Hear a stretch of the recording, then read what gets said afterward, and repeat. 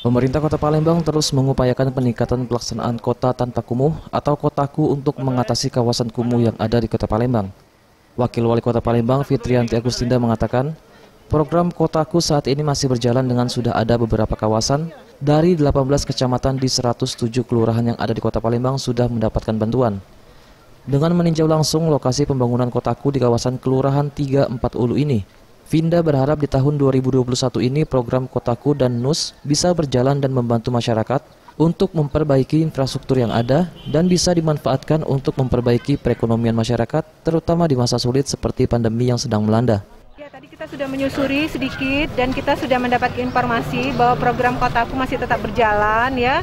Ada beberapa kawasan di 18 kecamatan di 107 kelurahan ini yang memang sudah mendapatkan bantuan.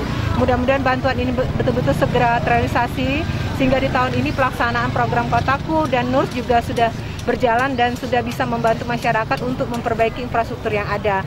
Biasanya terkait masalah program Kotaku bukan hanya masalah jalan saja ya, tapi juga mengenai masalah sanitasi, mengenai masalah lingkungan dan juga mengenai masalah taman dan sebagainya. Semuanya dibantu melalui program Kotaku dan juga program NUS. Mudah-mudahan nanti program Kotaku yang kita laksanakan di tahun 2021 ini betul-betul bisa dimanfaatkan warga dengan segera sehingga bisa membantu perekonomian masyarakat dan juga terkait masalah infrastruktur dan komunikasi. Dalam peninjauan ke kawasan Kelurahan 34 Ulu ini, Wakil Wali Kota Palembang memastikan program Kotaku ini tetap berjalan dan pembangunan yang dilakukan tepat sasaran.